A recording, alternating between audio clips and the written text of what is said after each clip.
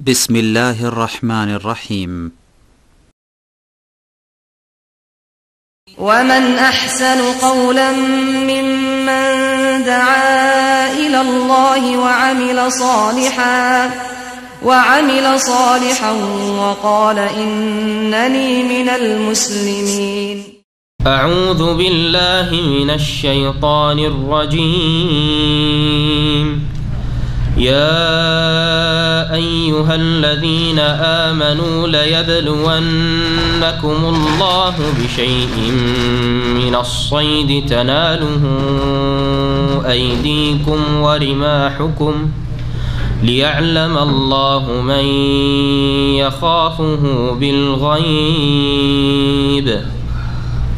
فمن اعتدى بعد ذلك فله عذاب أليم. يا أيها الذين آمنوا لا تقتلوا الصيد وأنتم حرم ومن قتله منكم متعمدا فجزاء مثل ما قتل من النعم يحكم به ذوى عدل منكم هديا بالغ الكعبة أو كفارة طعام مساكين أو عدل ذلك صياما ليذوق وبال أمره عفى الله عما سلف ومن عاد فينتقم الله منه والله عزيز ذو انتقام. أحل لكم صيد البحر وطعامه متاعا لكم وللسيارة وحرم عليكم صيد البر ما دمتم حرما واتقوا الله الذي إليه تحشرون. جعل الله الكعبة البيت الحرام قياما للناس والشهر الحرام والهدي والقلائد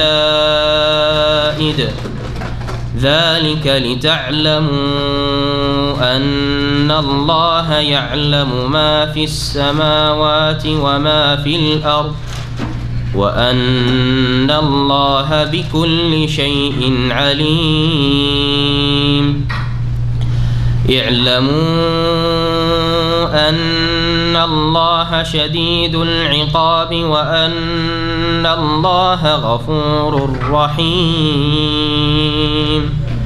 ما على الرسول إلا البلاغ والله يعلم ما تبدون وما تكتمون. قل لا يستوي الخبيث والطيب ولو أعجبك كثرة الخبيث فاتقوا الله يا أولي الألباب لعلكم تفلحون. السلام عليكم ورحمة الله وبركاته. بسم الله الرحمن الرحيم. الحمد لله رب العالمين والصلاة والسلام على سيد المرسلين نبينا محمد وعلى آله وصحبه أجمعين. أما بعد فأعوذ بالله من الشيطان الرجيم. يا أيها الذين آمنوا ليبلونكم الله بشيء من الصيد تناله أيديكم ورماحكم ليعلم الله من يخافه بالغيب فمن اعتدى بعد ذلك فله عذاب أليم. মহান আল্লাহর সমস্ত প্রশংসা যে আল্লাহ পাক রব্বুল আলামিন আমাদের জন্য যেগুলি হালাল করেছেন তা হচ্ছে হালাল, আর যা আল্লাহ পাক হারাম করেছেন তাও আমাদের কল্যাণের জন্য, সুতরাং সেগুলি নিষিদ্ধ হারাম। আমাদের তাফসীর সূরা মায়েদার আয়াত নম্বর 94 থেকে আজকে হবে নবম পর্ব আমাদের সূরা মায়েদার তাফসীরে। আল্লাহ পাক রব্বুল আলামিন এখানে কয়েকটি আয়াত রয়েছে শিকার করা সম্পর্কে, বিশেষ করে এহরামের অবস্থায় হজ অথবা ওমরার উদ্দেশ্যে এহরাম করেছেন মিকাত থেকে, অথবা যে যেখানে আছেন মিকাতের ভিতরে সেখান থেকে ইহরাম করে আছেন, ইহরাম অবস্থায় শিকার করা সম্পর্কে মহান আল্লাহ ইরশাদ করেছেন, ইয়া আইয়ুহাল্লাযীনা আমানু, হে ঈমানদারগণ, লা ইয়াবলুওয়ান্নাকুমুল্লাহু বিশাইইম মিনাস সাইদ, অবশ্যই আল্লাহ পাক তোমাদেরকে পরীক্ষা করবেন কিছু শিকারী পশুর মাধ্যমে। কিছু শিকারী পশু তোমাদের হাতের নাগালে আসবে, তোমাদের বর্ষার নাগালে আসবে, যার মাধ্যমে আল্লাহ পাক তোমাদেরকে পরীক্ষায় ফেলবেন। তানালুহু আইদিকুম ওয়া রিমাহুম, তোমরা ধরতে পারবে তোমাদের হাত দ্বারা, ওয়া রিমাহুকুম তোমাদের বর্ষা দ্বারা। লিয়ালামাল্লাহু মান ইয়াখাফুহু বিল গায়ব, আল্লাহ পাক কেন পরীক্ষা করবেন? যাতে করে আল্লাহ জেনে নেন, আল্লাহ তো সব কিছুই জানেন, যে কে সৎ অসৎ, কে হালাল চলতে চায়, কে হারাম নিষিদ্ধ তারপরেও তাতে লিপ্ত হতে চায়, আল্লাহ জানেন, কিন্তু সেটা প্রকাশ করে দিতে চান। আল্লাহ পাক যেটা অদৃশ্যে মানুষের অন্তঃকরণ সম্পর্কে জানেন সেটা প্রকাশ করে দিতে চায়, যাতে করে আল্লাহ জানতে পারেন যে মান ইয়াখাফুহু বিল গায়ব, না দেখে আল্লাহ পাক অদৃশ্যে আল্লাহকে দেখে নাই, তারপরেও তাকে না দেখে কে কে ভয় করে। ফামানে তাদা বাদা জালিকা, এরপরেও যে সীমা লঙ্ঘন করবে বা যারাই সীমা লঙ্ঘন করবে, ফালাহু আযাবুন আলিম, তার জন্য বা তাদের জন্য রয়েছে মর্মান্তিক শাস্তি। এই প্রথম আয়াত, আর তারপরে আরও কয়টি আয়াত রয়েছে, মোটামুটি 4টি আয়াত সম্পর্কে রয়েছে। তো এই আয়াতগুলি নাজিল হয়েছিল প্রিয় নবী মুহাম্মদ রাসূলুল্লাহ সাল্লাল্লাহু আলাইহি ওয়াসাল্লাম যখন হুদাইবিয়ার বছরে উমরায় গিয়েছিলেন। উমরাতুল হুদাইবিয়া ওটাকে বলা হয়, যদিও কাবা ঘর পর্যন্ত, মক্কাতুল মুকাররমা পর্যন্ত রাসূলুল্লাহ সাল্লাল্লাহু আলাইহি ওয়াসাল্লাম সাহাবায়ে কেরামগণ পৌঁছতে পারেননি, তারপরে উমরার ইহরাম করে মিকাত জিল হুলাইফা থেকে, মদিনার মিকাত থেকে রাসূলুল্লাহ সাল্লাল্লাহু আলাইহি ওয়াসাল্লাম গিয়েছিলেন। হুদাইবিয়া নামক স্থানে বাধাপ্রাপ্ত হয়েছিলেন এবং সেখানে একটি সন্ধি হয়েছিল, যেটা সুলহুল হুদাইবিয়ার সন্ধি 6ষ্ঠ হিজরিতে। রাসূলুল্লাহ সাল্লাল্লাহু আলাইহি ওয়াসাল্লাম কাফের মক্কার মুশরিকদের সাথে সন্ধি চুক্তি করে সেখান থেকে ফিরে এসেছিলেন, সেখানে ইহরাম খুলে ফেলেছিলেন। সেখানে যেসব কোরবানির পশু সাথে করে নিয়ে গেছিলেন, হাদি যেগুলিকে বলা হয়, যে মক্কায় গিয়ে হারামের এলাকায় জবাই করবেন, সেগুলি সেখানে জবাই করেছিলেন, সেখানে মাথা মুন্ডন করে হালাল হয়ে গেছিলেন। ওই সময়টাই যখন হুদাইবিয়া নামক স্থানে পৌঁছিলেন, তখন আল্লাহ পাক এক পরীক্ষা ফেললেন, সাহাবায়ে কেরামদেরকে পরীক্ষা করছেন। শিকারী পশু এত বেশি হাতের নাগালে আসা শুরু করলো যে হাত দিয়েও ধরা যায়, বর্ষাও লাগে না। আর কিছু দূরে আছে যেগুলোর জন্য বর্ষা লাগে। দুটো শব্দ আল্লাহ পাক এর জন্য উল্লেখ করেছেন, তোমরা হাত দিয়ে ধরতে পারো সেগুলি, অথবা বর্ষা দিয়ে। যেগুলো কাছে আছে হাত দিয়েও শিকারী পশু পালাই না, তো হাত দিয়ে ধরে নিলেন, হয়তো কোনো অস্ত্র ব্যবহার করতে হলো না। একটু দূরে আছে, মেরে দিলেন, পড়ে গেল, তারপরে ধরলেন। তো বর্ষা ব্যবহার করছে রাসূলুল্লাহ সাল্লাল্লাহু আলাইহি ওয়াসাল্লামের সাহাবায়ে কেরাম শিকারীর ক্ষেত্রে, বা আরবরা তাই করতো। এই শিকারের বিষয়টি কেন আল্লাহ পাক উল্লেখ করেছেন? এই জন্য যে আরবদের একটি জীবিকা নির্বাহের মুখ্য পথ ছিল শিকার করা। তারা হয় উটের গোস্ত, গৃহপালিত পশু, আর না হলে উটের দুধ, হ্যাঁ, আর যে এলাকায় খেজুর আছে তাদের খেজুর, এছাড়া তো এমন কিছু ছিল না। যার ফলে আর একটা ইনকাম সোর্স, অথবা আর একটা হচ্ছে তাদের রুজি রোজগারের পথ শিকার করা। শিকারী পশু যেগুলি খাওয়া হালাল, সেগুলি শিকার করা। এই জন্য হুদাইবিয়ার সময় যখন তাদের হাতের নাগালে শিকারী পশু ঘুরে বেড়াচ্ছে, লোভ সামলানো বড়ই জটিল বিষয়। যাদের শিকার করো বা শিকার করা একটা নেশা অবশ্যই, যারা শিকার করে থাকেন তারা এটা বুঝবেন। আজকাল হয়তো স্থল প্রাণী শিকার করাটা কমে গেছে, কিন্তু মাছ শিকার করা, মাছ ধরা তো আছে না, এখন এইখানেও আছে। যার মাছ ধরা নেশা আছে দেখবেন সারা রাত জেগে, প্রায় সন্ধ্যায় গিয়েছে, ফজর করে দিচ্ছে। বেনামাজি হলে তো তার নামাজ নেই, দিন নেই, কিচ্ছু নেই। কাফের হলে তো বলতে হবে না, হ্যাঁ। মুসলিম যারা নামাজি তারাও, হ্যাঁ, জুমাতে উঠতে পারছে না, কিন্তু গোটা রাত, বৃহস্পতিবারে গেছে সন্ধ্যাবেলা, সারা রাত জেগে সমুদ্রের বিচে শিকার করছে। মাঝে মধ্যে আগে গেলে দেখতাম যে মাছ যে শিকার করেছে, ভাবতাম যে ওরা হয়তো নিজে খায় না, শখ শুধু শিকার করে মাছ টাছ ধরে যে আসলে দিয়ে দিল, দিয়েও দিচ্ছে, খালি হাতে ফিরে চলে আসছে, শখ যে মাছ ধরবো। জি হ্যাঁ, নেশা। নেশা, মানুষ যেটা অভ্যাস বানিয়ে না তার নেশা খানিকটা হয়ে যায়।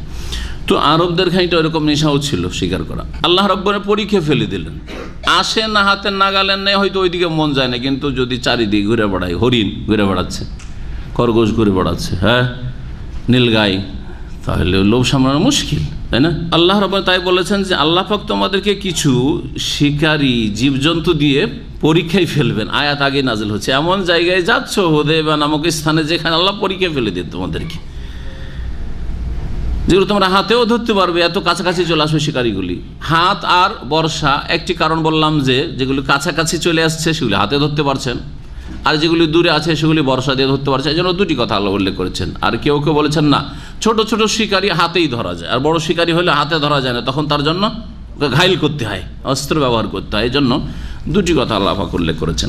কেন আল্লাহ পাক পরীক্ষা ফেললেন? বলছেন যে আল্লাহ পরীক্ষা করছেন যে আল্লাহকে না দেখে বিশ্বাস করছো কিনা। শিকার করা, শিকারী পশু ধরা এহরামের অবস্থায় হারাম, এটা হচ্ছে শরীয়তের বিধান। আর সামনে হাতের নাগালে শিকারি চলে আসছে, লোভ সামলানো মুশকিল, লোভ সামলানো মুশকিল। এমনটা হইতে পারে যে দাউদ আলাইহিস সালামের যুগের ওই ইহুদিদের মতো হিল্লা কারো শুরু করে, মাছ তো ধরবো না, আল্লাহ শনিবারে মাছ ধরা হারাম করেছেন, কিন্তু ঘেরে রেখে দিব, হ্যাঁ তাই না, রবিবারে ধরে নেব, ধ্বংস হবে। তো আল্লাহ তোমাদের পরীক্ষা করতে চান। এরপরে আল্লাহ জানিয়ে দিয়েছে যে শিকার করা হারাম এহরামের অবস্থায়, আর শিকারী চলে আসছে একবারে কাছাকাছি, তারপরে কেউ যদি সীমা লঙ্ঘন করে তো তাদের জন্য কঠোর শাস্তি রয়েছে, আল্লাহ বলছেন। তারপরে আল্লাহ পাক ইরশাদ করেছেন, ইয়া আইয়ুহাল্লাযীনা আমানু, হে ঈমানদারগণ, লা তাকতুলুস সাইদা ওয়া আনতুম হুরুম, তোমরা শিকারী জীবজন্তু হত্যা করিও না এহরামের অবস্থায়। যখন তোমরা এহরামে থাকবে তখন শিকারী জীবজন্তু হত্যা করবে না বা ধরবে না। ওমান কাতালাহু মিনকুম মুতাআম্মিদা, তোমাদের মধ্য থেকে কেউ যদি তা শিকারী জীবজন্তু ইচ্ছাকৃত হত্যা করে, মানে ধরে, ইচ্ছাকৃত বলেছেন আল্লাহ রাব্বুল আলামিন, এটা কি শর্ত? অর্থাৎ অনিচ্ছাকৃত কেউ যদি, ইচ্ছাকৃত মানে মনে আছে, শরীয়তের মাসলাও জানা আছে, মনেও আছে যে আমি ইহরামের অবস্থায় আছি, এই সময় এটা শিকার ধরা যাবে না, তারপরেও ধরছে, এটা হচ্ছে ইচ্ছাকৃত, তাই না? আর একটা হচ্ছে যে ইচ্ছা করে নয়, মানে ভুলে গেছে, হ্যাঁ এটা অনিচ্ছাকৃত, ভুলে গেছে। কি ভুলে গেছে? যে আমি ইহরামের অবস্থা আছি। অনেক সময় ভুলে গিয়ে মাথায় কাপড় দিয়ে ইহরামের অবস্থায় করে না, হ্যাঁ এ অবস্থায় ভুলে গিয়ে, অনেকে অজ্ঞতার কারণে করে যে মাসলাই জানে না, আর অনেকে ভুলে গিয়ে করে, হ্যাঁ অচেতন অবস্থায় করে, ঘুমিয়ে গেছে, মাথা ঢেকে ফেলেছে, মেনা আর করছে, মুজদালিফা করছে না অনেকে। তো এটা হচ্ছে অনিচ্ছাকৃত। তো আল্লাহ যে ইচ্ছা, কেউ যদি মুতাআম্মিদান ইচ্ছাকৃত শিকারী জীবজন্তু হত্যা করে বলেছেন, তাহলে কেউ যদি ভুলে গিয়ে হত্যা করে, ভুলে গেছে যে আমি ইহরামের অবস্থা আছি আর শিকার ধরে নিয়েছে, তাহলে তাকে কি কাফারা লাগবে? না, প্রশ্ন। যদি বলেন যে মুতাআম্মিদান এটি শর্ত, হ্যাঁ তাহলে লাগবে না। কিন্তু অধিকাংশ ওলামারাই বলছেন যে না, এখানে মুতাআম্মিদান কথাটি শর্ত হিসাবে আল্লাহ উল্লেখ করেননি, কন্ডিশন না, বরং এটা সেখানকার বাস্তব প্রেক্ষাপট, হ্যাঁ যখন যে অবস্থাটা থাকে সেই প্রেক্ষাপটটা বলতে গিয়ে অনেক সময় এইরকম কথা বেরিয়ে যায়। এইরকম কথা আমরাও বলে থাকি, অথচ সেটা শর্ত নয়, সেটা শর্ত নয় হয়তো, কিন্তু আমরা বলে থাকি। কোরআনে কারিমে এর উদাহরণ বলছি। আল্লাহ পাক রব্বুল আলামিন বলছেন দাসীদের ক্ষেত্রে, ওয়ালা তুকরিহু ফাতায়াতিকুম আলাল বিগাই ইন আরাদনা তাহাসসুনা, মালিকদেরকে, মনিবদেরকে বলছেন জাহিলিয়াতের যুগে যারা কাফের মুশরিক দাসীর মালিক হতো, তারা দাসী দিয়ে দেহ ব্যবসা করাইত, যৌন ব্যবসা, মানে ইনকাম সোর্স ছিল এটা, বেশ্যাবৃত্তি করে তো ইনকামটা তার হইত দাসী দিয়ে। আল্লাহ পাক সূরা নূরে বলছেন ওয়ালা তুকরিহু ফাতায়াতিকুম আলাল বিগা, অথচ দাসীরা কাফের মুশরিক হইলেও সবাই চরিত্রহীন নয়, সবাই বেশ্যাবৃত্তি মেনে নিতে চায় না। আল্লাহ বলছেন ওয়ালা তুকরিহু ফাতায়াতিকুম, তোমাদের দাসীদেরকে বাধ্য করিও না আলাল বিগা, এ বেশ্যাবৃত্তির ওপর, ইন আরাদনা তাহাসসুনান, তারা যদি সতীসাধ্যী হতে চায়। হ্যাঁ তাহলে কি এখানে শর্ত যে যদি তোমার দাসী সতীসাধ্যী না থাকতে চায়, স্বেচ্ছায় সে বরণ করে রাজি হয়ে যায়, তাহলে কি বেশ্যাবৃত্তি করাতে পারবে আর ইনকাম সোর্স হিসাবে সেটা নিতে পারবে? পারবে না। সরকার কি কোনো যুবতী যদি আসে হ্যাঁ, দরখাস্ত করার জন্য যে আমি লাইসেন্স চাই বেশ্যাবৃত্তি, তো দিতে পারবে? অনুমতি আছে? না, মোটেই নেই। হ্যাঁ, কোনোটাই। সে অ্যাপ্লাই করুক সে এই বেশ্যাবৃত্তির জন্য, লাইসেন্সের জন্য, অথবা না করুক। হ্যাঁ, কোনো মতেই বেশ্যা পাপের জন্য, অশ্লীল কথা কাজের জন্য কাউকে বাধ্য করা যাবে না, বরং নির্দেশও দেওয়া যাবে না। তো এখানে এই যে ইন আরান্না, যদি সতী সাধ্যী হতে চাই, এটা শর্ত নাই, বরং এটা তখনকার প্রেক্ষাপট। জাহিলিয়াতের যুগের কাফের মুশরিকদের এটা বদচরিত্রই ছিল যে দাসীদেরকে বাধ্য করা ব্যভিচারী বা বেশ্যাবৃত্তিতে। তো ঠিক ওই রকমই এখানে আল্লাহ পাক উল্লেখ করেছেন যে সাধারণত মনে আছে তোমার, না যে ভুলে গেছে যে এহরাম পরে নেই বা এহরামের অবস্থায় নেই সেজন্য, কিন্তু ভুলে গিয়েও কেউ যদি আমি এহরামে আছি কথা ভুলে গেছে আর স্বীকার করে নাই, তবুও তাকে ফাইন দিতে হবে, ফাইন, গারামা, শরীয়তের কাফারা দিতে হবে, শরীয়তি ভাষা বলি। ফাজাযাউ মিসলু মা কাতালা মিনান নাম, কেউ যদি এহরাম অবস্থায় শিকার করে ফেলে স্থলচর প্রাণী, মনে রাখবেন আগে আসছে, হ্যাঁ, পানির জীবজন্তু শিকার করা জায়েজ। স্থলচর প্রাণী কেউ যদি শিকার করে, এখন স্থলচর প্রাণী কোন ধরনের? এমন প্রাণী যেই প্রাণীর গোস্ত খাওয়া যায় শুধু এই প্রাণীতে সীমিত, না যেই সব জীবজন্তুর গোস্ত খাওয়া হারাম, হালাল নাই, সেগুলিও শিকার করা নিষেধ। এ হচ্ছে মাসালা। ইমামে শাফিঈ রাহমাতুল্লাহ আলাইহি বলছেন যে শুধু মাকুরুল্লাহম, যেসব জীবজন্তুর গোস্ত খাওয়া যায় সেগুলি শিকার করা এহরামের অবস্থায়, এগুলিকে হত্যা করা এহরামের অবস্থায় হারাম শুধু। আর যেসব জীবজন্তুর গোস্ত খাওয়া হারাম সেগুলি যদি হত্যা করে, কষ্টদায়ক সেই পশু নাও হয়, হত্যা করে, তাতে জরিমানা লাগবে না, কাফারা লাগবে না। এটা ইমাম শাফির মত। কিন্তু বাকি সমস্ত আইম্মা এবং উলামা বলছেন না, সে শিকারী জন্তুটি হালাল হোক অথবা হারাম হোক, এহরামের অবস্থায় এইরকম কোনো জীবজন্তু শিকার করা, স্থলচর প্রাণী শিকার করা জায়েজ নয়, হারাম। একমাত্র কষ্টদায়ক কয়েকটি জীবজন্তু, জি হ্যাঁ, জানা আছে কয়টি? নবী করিম সাল্লাল্লাহু আলাইহি ওয়াসাল্লামের হাদিস রয়েছে, হাদিস শোনায় প্রিয় নবী সাল্লাল্লাহু আলাইহি ওয়াসাল্লাম থেকে, বুখারী মুসলিমে হাদিস রয়েছে, বেশ কিছু হাদিস রয়েছে। একটি হাদিস মা আয়েশা উম্মুল মুমিনিন রাদিয়াল্লাহু তাআলা বর্ণনা করেছেন, আন্না রাসূলুল্লাহ সাল্লাল্লাহু আলাইহি ওয়াসাল্লাম, রাসূলুল্লাহ বলেছেন, খামসু ফাওয়াসিকা বা খামসুন ফাওয়াসিক, পাঁচটি বড়ই কষ্টদায়ক জীবজন্তু রয়েছে, প্রাণী রয়েছে, ইউকতালনা ফিল হিল্লি ওয়াল হারাম, সেগুলিকে হত্যা করা যাবে হালাল এলাকাতেও আর হারাম এলাকাতেও, হালাল অবস্থাতেও আর হারাম অবস্থায়। কয়টি কথা বললাম? হালাল অবস্থায়, আপনি এহরামের অবস্থা না, আরেকটা হচ্ছে এহরামের অবস্থায়, দুটো হইল। আর আরেকটা হইল যে হালাল এলাকাতে, মানে হদুদে হারামের যে এরিয়া আছে তার বাইরেও, আর কোথায়? হদুদ হারামের ভিতরে, মক্কাতে হারামের ভিতরেও কষ্টদায়ক এই প্রাণীগুলিকে হত্যা করা যাবে। মাসলা আলাদা আলাদা। অনেকে মক্কার ভিতরে আছেন, এহরামের অবস্থায় না, ঠিক না? এহরামের অবস্থায় আছেন, জি, কিন্তু হারামের বাইরে আছেন। মদিনা থেকে এহরাম বেঁধেছেন, অনেক দূর, এখনও হারামের এলাকা, ঠিক না? তায়েফ থেকে এহরাম বেঁধেছে, এখনও হারামের এলাকায় ঢোকেননি। যে কোনো জায়গায় এক কথায় এই পাঁচটি জীবজন্তু হত্যা করা যাবে। আল গোরাবো, একটি হচ্ছে কাক, দ্বিতীয় হচ্ছে আল হেদা আতো, চিল, জি, এইরকম চিল ধরনের যদি আর কিছু কষ্টদায়ক থাকে। ওয়াল আকরাবো, এবং বিচ্ছু, বিচ্ছুই যখন হত্যা করা যাবে তখন সাপ, অন্য রিওয়ায়াত রয়েছে সাপ আরও বেশি হত্যা করে, সাপ আরও বেশি কষ্ট দেয় বিচ্ছুর চাইতে।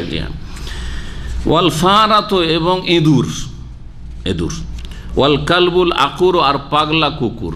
আকুর আকারা একেরও মানে যেই কুকুরে কামড় দেয়, আসলে শাব্দিক অর্থ। তো আমাদের ভাষায় পাগলা কুকুর বলে, যে কুকুরে কামড়ে নেয় মানুষকে রাস্তা পথে, সেগুলো কি বলে?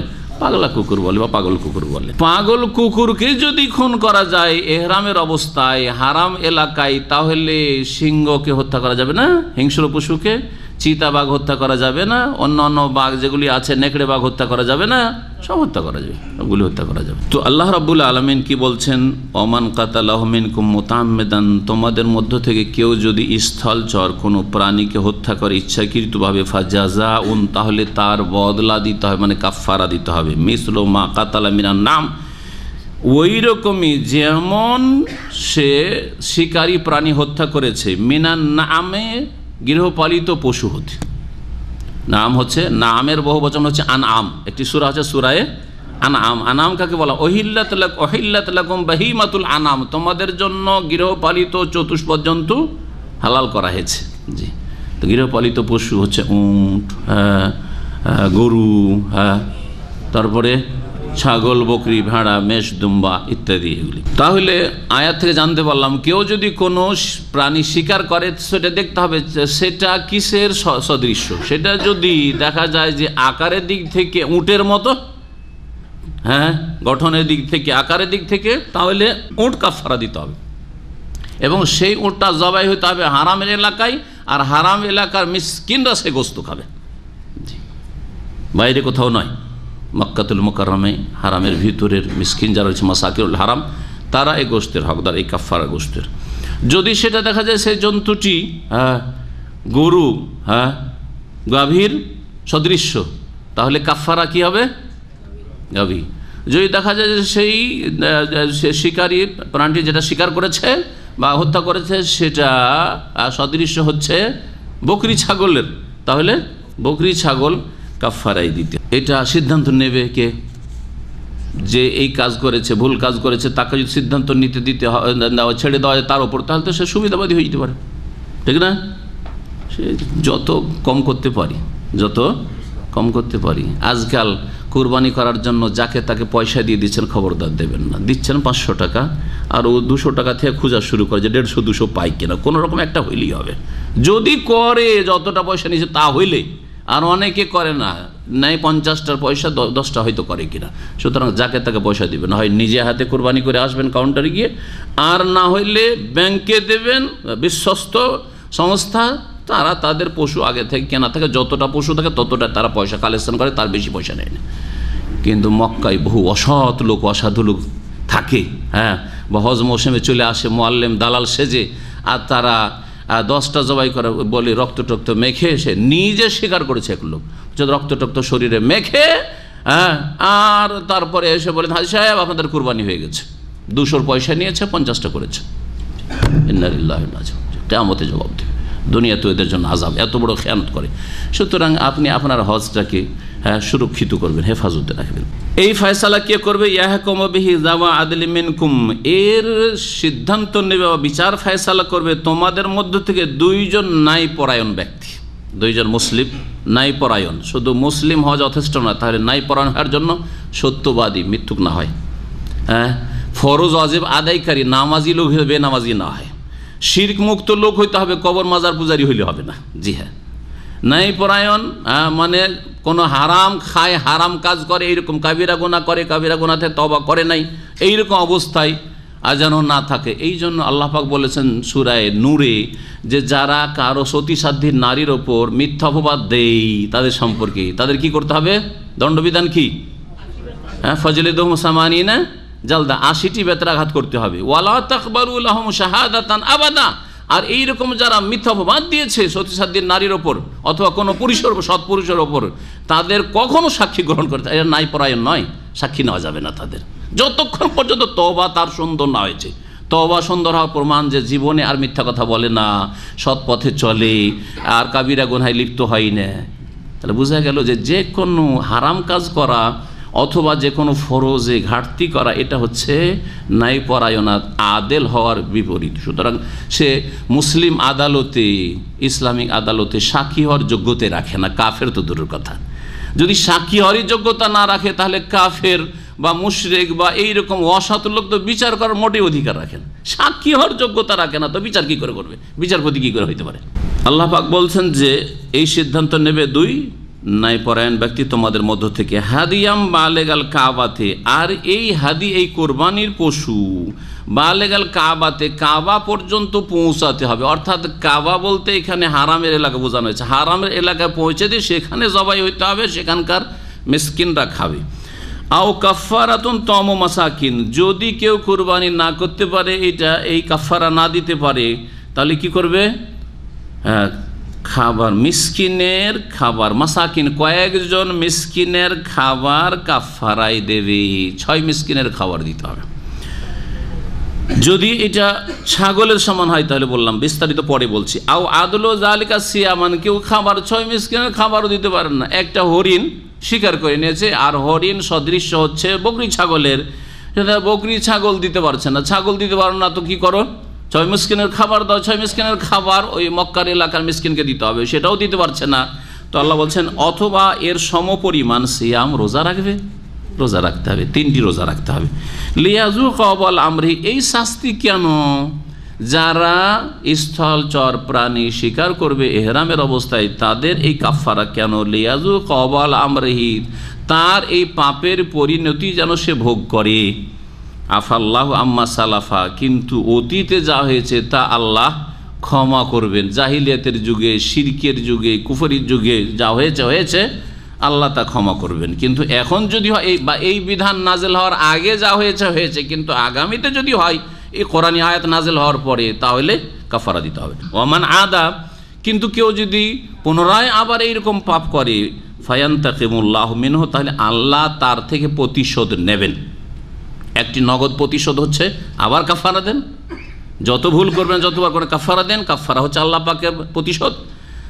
আর দ্বিতীয় প্রতিশোধ হচ্ছে যে দুনিয়ার কোনো আযাব, পাপের কারণে হারাম কাজ করছেন আপনি, ইহরামের অবস্থায় স্বীকার করছেন, আখিরাতের আযাব, এগুলি হচ্ছে আল্লাহ পাকের ইন্তিকাম, প্রতিশোধ গ্রহণ করা। আল্লাহু আজিজুন যুনতিকাম, কারণ আল্লাহ রাব্বুল হচ্ছেন সর্বজয়ী, আজিজুন, জি। আর যুনতিকাম দ্রুত প্রতিশোধ গ্রহণকারী। যুনতিকাম, ইন্তিকাম মানে প্রতিশোধ, আর জু মানে ওয়ালা, প্রতিশোধ গ্রহণকারী। এখন এই কাফারাগুলি সদৃশ্য কোনটা কিসের আর কাফারা কীরকম হয়, এই মর্মে সংক্ষেপে শোনাই।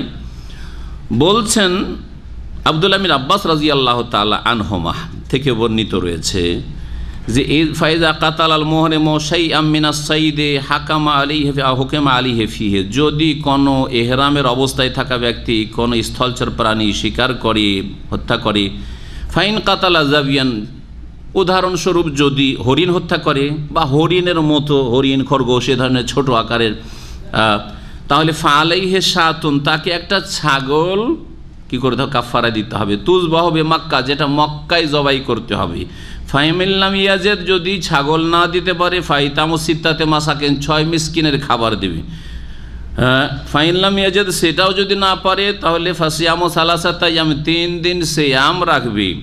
ফাইন কাতাল আইয়িলান আও নাহবাহু, যদি হত্যা করে নীলগাই, গাভীর সাদৃশ্য এইরকম পশু, এই ধরনের যে কোনো পশু হইতে পারে, একটু বড় ধরনের, কিন্তু সেটা উটের মতো নয়, উটের চাইতে ছোট আর ছাগলের চাইতে বড়, এই ধরনের কোনো যদি প্রাণী হত্যা করে, তাহলে কি করতে হবে? বলছেন ফালিহ বাকারা, তাহলে কোরবানি বা কাফারা দিতে হবে কিসের? গরু, গোটা গরু, ভাগ না। ফাইনলাম ইয়াজিদ, যদি সেটা না পায় বা না পারে, আতামা ইশিনা মিসকিনান, তাহলে 20 মিসকিনকে খাওয়াইতে হবে। পার্থক্য, 6 মিসকিন ছিল ছাগলের সমান হইলে, হরিণ বা এই ধরনের কিছু হইলে, কিন্তু যদি গরুর সমান হয় তাহলে 20 মিসকিনকে খাওয়াইতে। ফাইনলাম ইয়াজিদ, 20 মিসকিনকে খাবার দিতে যদি না পারে, সামা ইশিনা ইয়ামান, তাহলে 20 দিন রোজা রাখবে। ওয়াইন কাতালা নামাতান আও হেমারা ওয়াহশিন, অথবা কেউ যদি উষ্ট্র পাখি বলেন যে নামাতুন, শতর, মুরগ, অথবা এইরকম বড় কোনো জীবজন্তু, স্থল প্রাণী, সে পাখির মধ্যে থেকে অথবা পশুর মধ্যে থেকে যদি কি করে, হত্যা করে, শিকার করে, ফালাইহে বাদানা মিনাল এবেলে, তাহলে তাকে একটা উট কাফারা দিতে হবে, যেটা মক্কায় জবাই করা হয়। ফাইনলাম ইয়াজিদ, কারণ আল্লাহ বলেছেন হাদিয়ান বালেগাল কাবাতে, কাবার কাছে পৌঁছাইতে হবে। ফাইনলাম ইয়াজিদ, তা যদি না পারে, আতআমা সালাসিনা মিসকিন, উটের বিকল্প হচ্ছে 30 মিসকিনকে খাবার দেওয়া। ফাইনলাম ইয়াজিদ, 30 মিসকিনকে খাওয়াবে কোত্থেকে, তাও পারছে না, বলছে সামা সালাসিন, আমি 1 মাস রোজা রাখবে, 30 দিন সিয়াম পালন করবে। ইবনে আবি হাতিম, ইবনে জরির তাফসীর তাবারিতে তারা বর্ণনা করেছেন। এরপরে আল্লাহ রাব্বুল আলামিন বলছেন এই মর্মের 3য় আয়াত, আয়াত নম্বর 96, যে এতক্ষণ পর্যন্ত যা বললাম সেটা হচ্ছে স্থলচর প্রাণীর ক্ষেত্রে হুকুম, কিন্তু যদি পানির যদি কোনো জীবজন্তু হয় এহরামের অবস্থায়, তা শিকার করা জায়েজ, খাওয়াও জায়েজ। ওহিল্লা লাকুম সাইদুল বাহরি ওয়া তাআমুহু, হে মানুষ, তোমাদের জন্য, বিশেষ করে হে এহরামের অবস্থায় থাকা ব্যক্তি, তোমাদের জন্য হালাল করা হয়েছে সাইয়্যিদুল বাহরি, সাগরের শিকারী পশু। বাহার বলতে এখানে বাহার হোক আর নাহার হোক, নদী হোক অথবা পুকুর হোক, পানির আর কি। ওয়া তাআমুহু, এবং তার খাদ্য। কেমন কথা, তোমাদের জন্য শিকারী, পানির শিকারী জীবজন্তু হালাল করা হয়েছে, আর পানির খাবার, পানির খাদ্য, পানির মধ্যে যে তোমাদের জন্য খাবার রয়েছে, খাদ্য রয়েছে, তা হালাল করা হয়েছে। তাম আর সাইদে পার্থক্যটা কি? পার্থক্য হচ্ছে যে জীবিত যদি পানির সেই জীবজন্তু হয়, সেটা মাছ অথবা যেগুলি হালাল, আর পানির সব কিছুই হালাল, এটা হচ্ছে সহিহ মত, শুধু মাছের সাথে সীমিত নয়। কারণ প্রিয় নবী মুহাম্মদ রাসূলুল্লাহ সাল্লাল্লাহু আলাইহি সাল্লামকে সাহাবীরা যখন জিজ্ঞেস করলেন, ইন্না নারকাবুল বাহরা ওয়া নাহমিলু মা'ানা কালিলা মিনাল মাই ফাইন তাওয়াদ্দানা বিহি আতাশনা, আমরা মাঝে মাঝে সাগরে পাড়ি দিই, সাগরে সফর করি, আর আমাদের সাথে অল্প পানি, মিষ্টি পানি নিয়ে যেতে পারি, সাগরের পানি তো লোনা পানি, ফাইন তাওয়াদ্দানা বিহি, এই মিষ্টি পানি দিয়ে যদি আমরা উজু করি, তাহলে কিছুদিন পরে বা কিছুক্ষণ পরে তো পানি শেষ হবে, তখন আবার পিপাসায় মরবো, আর লোনা পানি খেয়ে থাকাও যাবে না। তো ফাহাল নাতাওয়াদ্দা মিন মাইল বাহরে, সাগরের পানি দিয়ে কি উজু করতে পারবো? সাগরের পানি দিয়ে কি উজু করতে পারবো? নবী করিম সাল্লাল্লাহু আলাইহি ওয়াসাল্লাম শুধু সাগরের পানি বললেন না, তার সাথে সাগরের পানির যখন প্রয়োজন হয়েছে এই লোকের, একটু পরে বা সাগরে গিয়ে তখন আর এক প্রশ্ন উঠবে যে এখানে কিছু জীবজন্তু পাচ্ছি, সেগুলি কি খেতে পারবো? তখন রাসূলুল্লাহ সাল্লাল্লাহু আলাইহি ওয়াসাল্লাম কোথায় পাবে? এখনকার মতো মোবাইল আছে যে পৃথিবীর পশ্চিমে আর পূর্ব দিক থেকে চলো অমুক সাইকেল লাগাও, এত সহজ নয়। সুবহানাল্লাহ। নবী করিম সাল্লাল্লাহু আলাইহি ওয়াসাল্লাম বললেন যে শোনো, হুয়া তাহুরু মাউহু ওয়াল হিল্লু মাইতাতুহু, সাগরের পানি পাক, আর তারপরে তোমাদের আর একটা প্রয়োজন হবে, জিজ্ঞাসা করলে না, ওইটাও বলে দিচ্ছি, সেটা হচ্ছে ওয়াল হিল্লু মাইতাতু, সেখানকার মুর্দা, যে কোনো মৃত জীবজন্তু হচ্ছে পানির ভেসে গেছে অথবা শুকনায় পড়ে গেছে, হ্যাঁ ঢেউয়ে শুকনায় পড়ে গেছে, তারপরে মরে গেছে, হালাল। আসছে ভেসে থাক পানিতে অথবা শুকনো জায়গায় পড়ে থাক, সেটা হালাল যতক্ষণ পর্যন্ত আপনার রুচি হচ্ছে। গন্ধ হয়ে গেছে, পচে গেছে, সরে গেছে, আপনার রুচি হচ্ছে না, সেটা আলাদা কথা। কিন্তু মরে গেলেও মাছ বা এই ধরনের যা কিছু সাগরে পাওয়া যায় বা নদীতে পাওয়া যায়, তা মানুষের রূপে না হইলেই হলো, হিংস্র পশু রূপে না হইলো, কেউ কেউ ব্যতিক্রম বলেছেন, ইত্যাদি, এইসব শুকুরের রূপে না হইলেই হইলো, সব জায়েজ ইনশাআল্লাহ। যদি আপনার রুচি হয় খান, আর না হইলে না খান। রুচি হয় খান, আর না হইলে না খান। খেতে হবে জরুরি নাকি? হ্যাঁ, না জরুরি নাই। কাঁকড়া, তার মধ্যে কাঁকড়া, মাছ তো না, এটা বললেন যে মাছ। আর এই যে মাঝামাঝি ফতুয়া, হালালো না হারাম না মকরু, এটা মন গড়া কথা। হালালো না হারাম না মকরু না, এগুলো ভুল কথা। নবী করিম সাল্লাল্লাহু বললেন যে সে পানির মুর্দা জীবজন্তু, মরা জীবজন্তু হালাল। এই মরা জীবজন্তুকে তাম বলা হয়েছে। সাইদুল বাহার মানে জীবিত মাছ বা অন্য কিছু, যে কোনো পানির জীবিত কোনো পশু যদি শিকার করলেন, শিকার কোনটা করছেন? মরে যায়নি ওটা শিকার, পালিয়ে যাচ্ছে আর ধরছেন, সেটা হলো শিকার করা। আর এটা মরে ভাসছে অথবা নদীর কিনারায় পড়ে আছে, সাগরের কিনারায় পড়ে আছে, ওটা কি শিকার করলেন? আপনি পড়ে পেল, তাই না? এই জন্য সেটাকে সাইদ বলা হয়নি। কোরআন ভাষায় কি বলা হয়েছে? তাম, খাদ্য, আপনার খাদ্য বস্তু, সেটা এটা হালাল। আল্লাহ পাক বলছেন তোমাদের জন্য হালাল করা হয়েছে সাইদুল বাহরে, সাগরের জীবিত যেসব শিকারী প্রাণী, অত আমহু, এবং সাগরের খাবার মানে মৃত জীবজন্তু, মাতা আল্লাকুম, তোমাদের উপভোগের জন্য, তোমাদের এগুলি হচ্ছে ভোগের সামগ্রী। ওয়ালিস সাইয়ারাতে, এবং যারা পথিক, যারা মুসাফির, তাদের জন্য। সাইয়ারা মানে হচ্ছে আজকালকার সাইয়ারা হচ্ছে কার, না? হ্যাঁ, ভ্রমণ যে করে সেই জন্য। সারা ইয়াসিরও মানে ভ্রমণ করা, শুনে নেন, সারা ইয়াসিরও মানে ভ্রমণ করা। আর যে যত বেশি ভ্রমণ করে তখন ও মোবাল্লাগার শেখা, সাইয়ারা অধিক ভ্রমণকারী। গাড়ি চলতে আছে চলতে আছে, মানুষ আপনি হয়তো 10-20 বছরে 500 কিলোমিটার চলেননি হয়তো, তাই না? 500 কিলোমিটার হয়তো চলেননি 10-20 বছর, কি 1000 কিলোমিটার চলেননি। আপনার গাড়ি 1 বছর 6 মাস হয়নি, ওর হয়ে গেছে, হ্যাঁ 1 লাখ পৌঁছে গেছে, হচ্ছে না? হচ্ছে না? এই জন্য সারা ইয়াসির থেকে মোবাল্লাগার শেখা সাইয়ারাতুন মানে কার হয়ে গেছে, যখন কার আবিষ্কার হলো। কিন্তু সারা ইয়াসির মানে আসলে ভ্রমণ করা। তো মুসাফির ভ্রমণ করে, যেহেতু যে বেশি বেশি ভ্রমণ করে তাকে মুসাফির বলে। হ্যাঁ, বাড়িতে বসে থাকে না, সে বাড়ির বাইরে থাকলে সে মুসাফির। এই জন্য কোরআনের ভাষায় মুসাফিরকে কি বলা হয়েছে? সাইয়ারা। ওয়ালিস সাইয়ারাতে, তোমাদের জন্য আর ভ্রমণকারীদের জন্য, মুসাফিরদের জন্য। ওয়া হুররিমা আলাইকুম সাইয়্যিদুল বাররে, আর তোমাদের জন্য হারাম করা হয়েছে স্থল প্রাণী শিকার করা। মা দুমতুম হরমান, যতক্ষণ পর্যন্ত তোমরা এহরামের অবস্থায় থাকবে। হরমান মানে মা দুমতুম মুহরিমিনে, যতক্ষণ তোমরা এহরামের অবস্থায় থাকবে। তাহলে স্পষ্ট এখন হয়ে গেল যে এহরামের অবস্থায় স্থলচর প্রাণী জীবজন্তু শিকার করা কি হারাম, হুররিমা, আল্লাহ বলছেন হারাম, কাবিরা গুনাহ। ওয়াত্তাকুল্লাহ, সুতরাং আল্লাহকে ভয় করো, আল্লাযী ইলাইহি তুহশারুন, যার কাছে তোমাদেরকে সমবেত করা হবে। জাআলাল্লাহুল কাবাতাল বাইতাল হারামা কিয়ামাল লিন-নাস ওয়াশ-শাহরাল হারামা ওয়াল হাদিয়া ওয়াল কালাঈদ যালিকা লিতা'লামু আন্নাল্লাহা ইয়ালামু মা ফিস সামাওয়াতি ওয়া মা ফিল আরদি ওয়া আন্নাল্লাহা বিকুল্লি শাইইন আলীম। আল্লাহ পাক বলছেন যে মহান আল্লাহ কাবা ঘরকে, যেটি হচ্ছে সম্মানিত ঘর, কাবাকে, আল বাইতুল হারাম যা হচ্ছে সম্মানিত গৃহ করেছেন বা সুনির্ধারিত করেছেন, কিয়ামাল লিন-নাস, মানব জাতির জন্য, মানব জাতির জন্য স্থিতিশীলতার উপায়। কিয়ামান মানে এই কাবা ঘরের মাধ্যমে, কাবা ঘর এবং কাবা ঘরের আশেপাশে যে হারাম সম্মানিত এলাকা রয়েছে, এর শ্রদ্ধা সম্মানের কারণে তার আশেপাশে যারা বসবাস করবে ওই রকমই তারাও নিরাপদ থাকবে। যেমন কাবা ঘর এবং হারামের এলাকা নিরাপদ, বিভিন্ন বিধিবিধান জড়িত রয়েছে হারামের এলাকার সাথে, যেই কাজগুলি অন্য জায়গায় জায়েজ কিন্তু হারামের এলাকার মধ্যে জায়েজ নয়।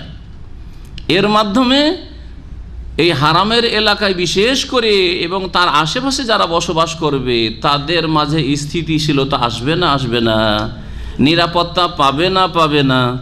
এই জন্য জাহিলিয়াতের যুগও, ইসলাম আসার পূর্বেও কাফের মুশরিকরা এই হারামের এলাকা শ্রদ্ধা সম্মান করত। বাপের খুনি হারামে গিয়ে ঢুকে গেছে, বাপকে খুন করেছে বাইরে, আর যাওয়ার পরে মক্কায় গিয়ে ঢুকে গেছে, ভয়ে গিয়ে আশ্রয় নিয়েছে মক্কা। কারো বাড়িতে লুকাবার দরকার ছিল না, মক্কায় গিয়ে ঢুকে গেলে হইল। জি, ঢুকে গেছে, দেখছে যে আমার বাপকে খুন করেছে কিন্তু কোনো কথা বলতে পারছে না, টেনে হেঁচড়ে হারামের বাইরে নিয়ে গিয়ে শাস্তি দেবো করতে পারছে না, দেখছে যে কখন বেরোবে, যদি বের হয় তো ধরবো গিয়ে হারামের বাইরে। এই নিরাপত্তা আল্লাহ পাক রব্বুল আলামিন দান করেছেন এই কাবা ঘর, যে সম্মানিত ঘর, এই সম্মানিত ঘরের মাধ্যমে ওসিলাই আল্লাহ পাক এই কথা বলছেন মানুষের জন্য স্থিতিশীলতার উপায় বানিয়েছেন।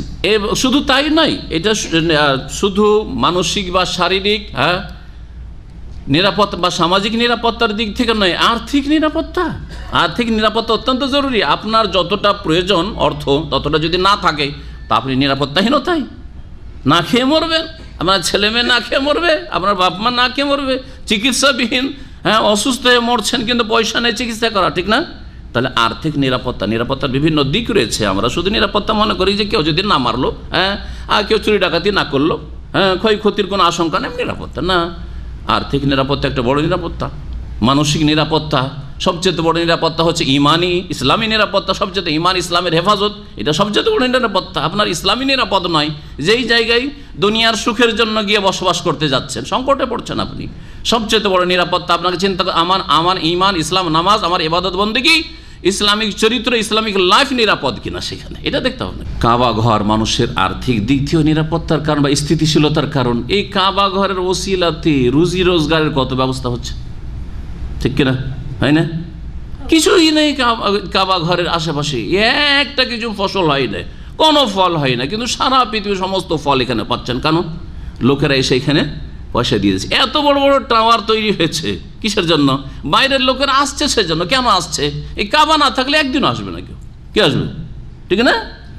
তাহলে কাবা কিয়ামাল লিন-নাস, মানুষের আর্থিক দিক থেকে প্রতিষ্ঠিত হওয়ার একটি মাধ্যম। কিয়াম মানে প্রতিষ্ঠিত হওয়া, প্রতিষ্ঠিত হওয়ার মাধ্যম। তারপরে মানুষের সমস্যা আছে, পারিবারিক সমস্যা, সামাজিক সমস্যা, আন্তর্জাতিক সমস্যা, রাষ্ট্রীয় সমস্যা, বিভিন্ন রকম সমস্যা আছে, ধর্মীয় সমস্যা, মত বিনিময় করা, এগুলির সুযোগ সারা বিশ্ব থেকে মুসলিমরা এখানে হজ মৌসুমে আসছে, উমরায় আসছে, এসে এখানে সারা পৃথিবীর বড় বড় আলেমদের সাথে, যারা বড় বড় চিন্তাবিদ, গবেষক, ইসলাম বুঝে আপনার সমাধান দিতে পারে, তাদের সাথে দেখা সাক্ষাতের একটা সুবর্ণ সুযোগ আছে। আন্তর্জাতিক ক্ষেত্রে মুসলিম বিশ্বের নেতাদের এখানে এসে একসাথে একত্রিত হয়ে মুসলিম উম্মার উন্নতির জন্য এবং সমস্ত রকমের বহিরাগত যে শত্রুতা রয়েছে সেগুলিকে প্রতিহত করার জন্য চিন্তা ভাবনার একটা সুযোগ রয়েছে। এর মাধ্যমে মুসলিম উম্মাহ প্রতিষ্ঠিত হবে। এই কাবার ওসিলাতে হজ মৌসুমে সারা বিশ্বের মুসলিম নেতারা একত্রিত হইতে পারবে, তারা তাদের আপোষের যে আলোচনাগুলি করতে পারবে, সবাই মিলে এবং এখানে একটা সুন্দর পরিবেশে, ইমানি পরিবেশে, অন্তত অন্য জায়গার চেয়ে তো অনেক চারিত্রিক দিক থেকে আর কথার দিক থেকে এখানে এসে আর চালচলনের দিক থেকে সব দিক থেকে ভালো থাকবে। অন্য জায়গায় মিথ্যা কথা বললেও এখানে এসে মিথ্যা কথা বলতে একটুও ভয় লাগবে একজন মুসলিমকে। নামে মাত্র মুসলিম হইল, কাবা ঘরের পাশে বসে বসে মিথ্যা কথা বলবে আর ধোঁকাবাজি করবে আর উম্মতে মুসলিমার সাথে, মুসলিম জাতির সাথে বিশ্বাসঘাতকতা, গাদ্দারি করবে, এটা ভয় পাবে, ভয় পাবে যদি সামান্য ভয় থাকে আখিরাত বলে, মওত বলে।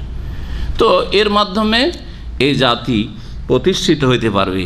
তো এই কিয়ামাল লিন্নাস কথাটিতে অনেক কথাই রয়েছে, অনেক কথা রয়েছে। তার এইভাবে মুসলিমদের কত সমস্যার সমাধান হইতে পারে, আর্থিক সমস্যার সমাধান, তারপরে নিরাপত্তাগত সমস্যার সমাধান, আন্তর্জাতিক সমস্যার সমাধান, রাষ্ট্রীয় সমস্যার সমাধান, সামাজিক সমস্যার সমাধান। আপনার পারিবারিক সমস্যা আছেন, কোনো ভালো আলেম পাচ্ছেন না, মক্কায় এসে আপনি পেয়ে গেলেন, এমন আলেমকে জীবনেও দেখার সুযোগ হইতো না, হয়তো জীবনে দেখা সাক্ষাতের সুযোগ হইতো না হয়তো। ওয়াশাহর আল হারাম, এবং সম্মানিত মাসকেও আল্লাহ পাক মানব জাতির জন্য স্থিতিশীলতার ব্যবস্থা করেছেন। সম্মানিত মাস হচ্ছে কয়টি? হারাম মাস 4টি। কি কি? 3টি পরস্পর, জিল কাদা, জিল হিজ্জা, মুহররম, 3টি পরস্পর, আর একটি হচ্ছে রজব মাস। এই 4টি মাসকে আল্লাহ সম্মানিত করে দিয়ে এই 4টি মাসে অন্তত ঘোরাফেরা নিরাপদ করতে পারছিল।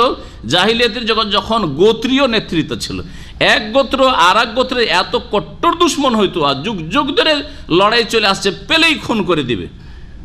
একজন দুইজন নয়, 25-50 জন কাফেলা নিয়ে বেরিয়ে যেতে ভয় পেত, হ্যাঁ, যে লুটপাট করে সবকে মেরে ফেলে দিবে। কিন্তু হারাম মাসে নিরাপদ চলাফেরা করতো। এই আল-হাসা এলাকাকে বাহরাইন বলা হইতো, কাতিফ থেকে শুরু করে আল-হাসা এলাকাকে বাহরাইন বলা হইতো প্রাচীন যুগে। ওয়াফদে আব্দুল কাইসের লোকের এখানে থাকতো, আর মোজার গোত্র থাকতো রিয়াজ কাসিমের এদিকে, যে মদিনা যেতে রাস্তায় ওরা পড়তো। সহিহ বুখারীর হাদিস রয়েছে, বলছেন এই গোত্র ওয়াফদে আব্দুল কাইসের এই প্রতিনিধি দল রাসূলুল্লাহ সাল্লাল্লাহু আলাইহি ওয়াসাল্লামের কাছে হারাম মাসে পৌঁছিলেন। আর পৌঁছার পর বললেন, ইয়া রাসূলুল্লাহ, ইন্না লাসনা নাসিলু ইলাইকা ইল্লা ফিল আশহুরিল হুরুম। আপনার কাছে আমরা এই হারাম মাস ছাড়া অন্য 8 মাসে পৌঁছিতে পারবো না, কারণ আমাদের রাস্তা নিরাপদ নাই। বাইনানা ওয়া বাইনাকা হাযাল হাইয়্যু মিন কুফফারি মুযার, কারণ আমাদের মাঝে আর আপনার এই মদিনার মাঝে এই মোজার গোত্রের কট্টর ইসলামের শত্রু, মুসলিমদের শত্রু কাফেররা বসবাস করে, সেই জন্য আসতে পারছি না। সুতরাং আমাদেরকে এমন কিছু ফাফমুরনা বিআমরিন ফাসলিন, সংক্ষিপ্ত কিছু ইসলাম সম্পর্কে এমন কিছু বলে দেন যেটা নিয়ে গিয়ে আমরা আমল করে দুনিয়া আখিরাত সুন্দর করতে পারি। জি হ্যাঁ, বোঝা গেল যে হারাম মাসে তারা এক জায়গা থেকে আরেক জায়গায় সহজে নিরাপদ চলাফেরা করতে পারত, এর মাধ্যমে স্থিতিশীলতা আসতো। আর কি? ওয়াল হাদিয়া ওয়াল কালায়েদ, এবং কোরবানির পশু হাদি, যেই কোরবানির পশুকে মক্কার দিকে নিয়ে যাওয়া হয়তো, মক্কায় জবাই করার জন্য বিভিন্ন এলাকা থেকে নিয়ে যাওয়া হয়তো। এই হাদির পশু যাচ্ছে রে, এমনি পশু চুরি ডাকাতি লুটপাট করা সহজ, হ্যাঁ, কিন্তু হাদি আল্লাহর ঘরের দিকে যাচ্ছে, আর সেই গরু বা সেই উট বা সেই ছাগলগুলি লুটপাট করবি, আল্লাহর গজব নেমে আসবে। এই ভয়ে কি করতো? চুরি ডাকাতি ছিনতাই থেকে বেঁচে থাকতো। তাহলে লোকেরা যে হাদির পশু নিয়ে যাচ্ছে নিরাপদ চলাফেরা করতে পারতো, সেটাও স্থিতিশীলতার উপায় ছিল। ওয়াল কালায়েদা, কেলাদাতুর বহুবচন, কেলাদা মানে হচ্ছে মালা, হার। নবী করিম সাল্লাল্লাহু আলাইহি ওয়াসাল্লাম এই কাজটিও করেছেন, এবং এটা শরীয়তের একটি বিধান। উটের যেসব কোরবানির পশু, যেগুলি উট, বিশেষ করে আরবরা উঁটি নিয়ে যেতেন, তো উট যেগুলি আপনি কোরবানির জন্য পাঠাবেন হারামের এলাকায় মক্কায়, সেগুলিকে চিহ্নিত করার জন্য একটি কাজ করতেন রাসূলুল্লাহ সাল্লাল্লাহু আলাইহি ওয়াসাল্লাম করেছেন, সাহাবীরা করতেন, সেটা হচ্ছে কেলাদা, মালা পরিয়ে দেওয়া, হ্যাঁ, গলায় মালা পরিয়ে দেওয়া। সেই মালা দিয়ে চেনা যেত যে এই মালা পরানো আছে, তার মানে এটা এমনি সাধারণ উট না, এটা হচ্ছে হাদি, কুরবানির পশু, যা আল্লাহর ঘরের দিকে নিয়ে যাওয়া হচ্ছে। ছুটে গেছে কোথাও, মালিক নাই, কিচ্ছু নাই, হয়তো পালিয়ে গেছে এদিক ওদিক, তারপরে চিনতে পারতো এটা কোরবানির পশু রে, সহি সালামত এই কোরবানির পশুকে মক্কায় পৌঁছে দিয়া। তো কিয়ামাল লিন্নাস, মানুষের জন্য এই স্থিতিশীলতা, শান্তি প্রতিষ্ঠার উপায় ছিল এগুলি। তো এখানে কেলাদা, মালা বলে মালা পরহিত জন্তু বা পশু বোঝানো হয়েছে, হ্যাঁ, উট বোঝানো হয়েছে। জালেকা, এগুলিকে আল্লাহ নিরাপত্তার কারণ বা স্থিতিশীলতার কারণ বানিয়েছেন মানব জাতির জন্য। জালেকা লিতালামু, এই জন্যই যে যাতে করে তোমরা জানো যে আন্নাল্লাহ ইয়ালামু মা ফিস সামাওয়াতি ওয়া মা ফিল আরদ, আল্লাহ জানেন যা কিছুই আকাশে সমূহে রয়েছে আর যা কিছু জমিনে রয়েছে। জমিনে কি হতে পারে, কি হচ্ছে, কোন পন্থায় শান্তি প্রতিষ্ঠা হতে পারে, স্থিতিশীলতা আসতে পারে, আল্লাহ পাক জানেন। সুতরাং এই বিধানগুলি আল্লাহ পাক নাযিল করেছেন। ওয়া আন্নাল্লাহা বিকুল্লি শাইইন আলিম, আর নিশ্চয় আল্লাহ রাব্বুল সব কিছু সম্পর্কে সম্যক জ্ঞানী। এলামু, জেনে রাখো, আন্নাল্লাহ শাদীদুল ইকাব, আল্লাহ যেমন কঠোর শাস্তিদাতা, ও আন্নাল্লাহ গাফুর রহিম, তেমনই আল্লাহ পাক হচ্ছেন বড় মার্জনাকারী এবং পরম দয়ালু। আল্লাহ পাকের দুটোই গুণ রয়েছে। একটা গুণকে যারা প্রাধান্য দিয়েছে তারা পথভ্রষ্ট হয়েছে। শুধু আল্লাহ গাফুর রহিম, পাপীরা আজকালকার মুসলিম সমাজের আল্লাহ গাফুর রহিম, আল্লাহ মাফ করবেন। সুদ খাচ্ছে আল্লাহ মাফ করবেন, ঘুষ খাচ্ছে আল্লাহ ক্ষমা করবেন, তাই না? হ্যাঁ, অজুলুম অত্যাচার করেছে, বেঈমানি করেছে, আল্লাহ ক্ষমা করে। অতীতে অনেক হারাম ইনকাম করেছে, আল্লাহ ক্ষমা করবেন, আল্লাহ মাফ করেন। শুধু আল্লাহ মাফ করবেন, আল্লাহ ধরবেন না। দুটাই ব্যালেন্স ঠিক থাকবে। দুটো হচ্ছে পাখির ডানার মতো। পাখির যেমন দুটো ডানা যদি না থাকে তো উড়তে পারে না, ঠিকই তেমনি মমিনের এই দুটো যদি গুণ না থাকে তো কখনো মমিন থাকতে পারে না, জান্নাত পেতে পারে না। দুটো গুণ কি? আল খাউফ ওয়ার রাজা, ভয় ভীতি আর আশা আকাঙ্ক্ষা। যেমন আল্লাহর রহমতের দয়ার মার্জনার আশা করবেন কারণ তিনি গফুরুন রহিম, ঠিকই তেমনি ভয় ভীতি অন্তরে রাখবেন কারণ আল্লাহ হচ্ছেন শাদীদুল ইকাব, কঠোর শাস্তিদাতা। নব্বি ইবাদি আন্নি আনাল গফুরুর রহিম ওয়া আন্না আযাবি হুয়াল আযাবুল আলিম, আনাকায়তে রয়েছে। জি, এখানে আল্লাহ পাক বলেছেন আল্লাহ শাদীদুল ইকাব। তো একটা শুধু আকাঙ্ক্ষা। আজকাল বেনামাজি মুসলিম এরা আসলে ওই প্রাচীন যুগে এক গুমরা ফিরকা বেরিয়েছিল মুরজিয়া, সেম একবারে ওই রকম। মুরজিয়ারা বলতো যে জাতিতে যদি মমিন হয়ে যায় লা ইয়াদুররু মাল ঈমানে মাসিয়া, ঈমান যদি থাকে তো গুনাহ করলে কোনো ক্ষয়ক্ষতি নেই, জান্নাত পাবো। আজকালকার বেনামাজি মুসলিম আমাদের ভারত, বাংলাদেশ, পাকিস্তানের, হ্যাঁ, আরে মুসলিম আমরা জান্নাত পাবো না তো হিন্দু জান্নাত পাবে নাকি? অথচ হিন্দুদের সব কাজ ওরা করছে, কথা বুঝছেন? হিন্দুদেরকে হারিয়ে দেবে অনেক ক্ষেত্রে পাপ করে।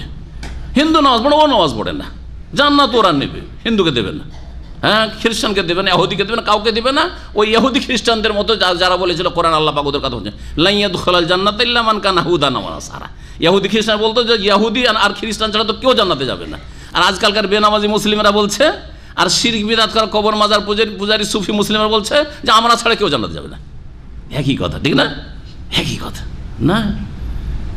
ঈমান আমল ঠিক করে জান্নাতের আশা রাখতে হবে, গফুরুর রহিমের আশা রাখতে হবে, আল্লাহর আযাবকে ভয় করতে হবে। শুধু যদি এর বিপরীতটা নেন, শুধু ভয় আর গুনাহ করেছেন আর গুনাহ করে এত ভয় হয়েছে আল্লাহর রহমত বলে ভুলেই গেছেন।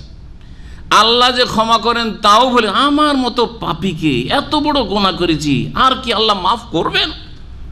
যদি এতেই পেরেশান হয়ে যান আর আল্লাহর রহমত মাগফিরাতকে একেবারে উপেক্ষা করেন, ভুলে যান, তাহলে আপনি তওবাতে বাধাগ্রস্ত হবেন। এক, যখন মাফি হবে না, জাহান্নামে যেতে হবে, তো আর এদিকে ফিরে লাভটা কি? যা করছি করেই যাই, হবে না? হবে না?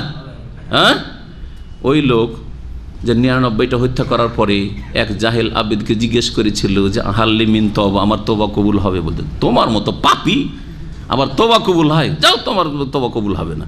যে তওবাই যখন কবুল হবে না তো 100টা পুরা করেই দিই তোমাকে দিয়ে, করলো না? করলো না? ওকেও দিল খুন করে। জাহেল মুফতির দশাটা দেখেন, নিজেও গেল আর অন্যকেও পাপে লিপ্ত করলো। 99 গুনার উপরে আরেক গুনাহ বাড়াইলো না? এই জাহেল ফতোয়া দিলে এইটাই হয় আর কি। এই জন্য অজ্ঞতার সাথে ফতোয়া দিতে নেই। আর এই জাহেল মুফতি নিজেকে ধ্বংস করলো, খুন হইল। আর একজন আলেমের কাছে যখন গেল, সেই বুখারীর হাদিস, এসে গিয়ে বললো যে আমি তো 100টা হত্যা করেছি, ফাহাল্লি মিন তো, আমার কি তওবা কবুল হবে? বলছো মাইয়াহুলু বাইনাকা বাইনা তওবা, তোমার মাঝে আর তোমার তওবা, তোমার রবের মাঝে কে আর সৃষ্টি করতে পারে? অন্তর থেকে তওবা করো। তবে এই পাপের পরিবেশে তোমার চোর গন্ডা বাটমারদের সাথে তোমার যে যোগাযোগ, ওদের সাথে বন্ধুত্ব রাখলে হবে না। তুমি অমুক জায়গায় চলে যাও, ওখানে ভালো মানুষরা শুধু আছে, তাদের সংসর্গ গ্রহণ করো। হ্যাঁ, এটা ঠিক আছে। আপনি পাপীদের সাথে থাকতেন, বেনামাজিদের রুমে থাকতেন, আর নামাজ পড়বেন, ফজর নামাজ আর ছাড়বো না, তওবা করছেন, আবার বেনামাজিদের রুমে থাকছেন, তৌফিক হবে না তওবার। হ্যাঁ, ব্লু ফিল্ম দেখছে আর আপনি তওবা করলেন, আবার তাদের রুমে থাকছেন, কখনো তওবা করে আপনি কন্টিনিউ করতে পারবেন না। তাহলে আপনাকে তাদের সংসর্গ ত্যাগ করতে হবে, ভালো মানুষের রুম খুঁজতে হবে, ভালো মানুষদের সাথে টেলিফোন যোগাযোগ রাখতে হবে, ভালো মানুষদের পাশে বসতে হবে, খারাপ জায়গায় বসতে ভালো জায়গায় এসে বসতে হবে, তাহলে তওবা কন্টিনিউ হবে, তওবা স্থায়ী হবে। তো শুধু ভয় করলে হবে কি, হয় পাপের রাস্তায় থেকে যাবেন, যে যখন গুনাহ মাফ হবে না তার লাভ কি, থেমে যা করছি করেই যায়, এই দুনিয়াতে তো একটু ভোগ করে নি, তওবা হবে না, তাহলে বদনসিব হয়ে গেলেন। অথবা কি হয়ে যাবে, এমন হাহুতাশ চলে আসবে আত্মহত্যা করে ফেলবে, যে বাঁচবই না, আর এই জীবন রেখেই লাভ নেই, এত যখন বদনসিব হয়ে গেছি তো হবে না, হবে না। এই জন্য ইন্নাহু লা ইয়াইআসু মির রাউহিল্লাহি ইল্লাল কওমুল কাফিরুন, আল্লাহর রহমত থেকে নিরাশ একমাত্র হয় কাফিররা, কোনো মুমিন হইতে পারে না। আল্লাহ পাক যেন আমাদেরকে ভয়ও দান করেন তার, আর আল্লাহ পাক যেন তার রহমত মাগফিরাতও দান করেন। তারপরে আল্লাহ পাক রব্বুনা বলছেন, মা আলা রাসূল ইল্লাল বালাগ, নবী মুহাম্মদ রাসূলুল্লাহ সাল্লাল্লাহু আলাইহি সাল্লামের মিশন কি ছিল, ডিউটি কি ছিল? বলছে রাসূলুল্লাহ সাল্লাল্লাহু আলাইহি সাল্লামের পৌঁছে দেওয়া ছাড়া আর কোনো কর্তব্য নেই, দায়িত্ব নেই। তার কাজ হচ্ছে আল বালাগ, পৌঁছিয়ে দেওয়া সুন্দর করে, যাতে করে অস্পষ্ট না থাকে, কেউ অজুহাত না পেশ করতে পারে, ওজর না করতে পারে যে আমি জানতাম না। ওয়াল্লাহু ইয়ালামু মা তুবদুনা ওয়া মা তাকতুমুন, আর আল্লাহ সম্যক জানেন যা কিছু তোমরা প্রকাশ করো আর যা গোপন করো।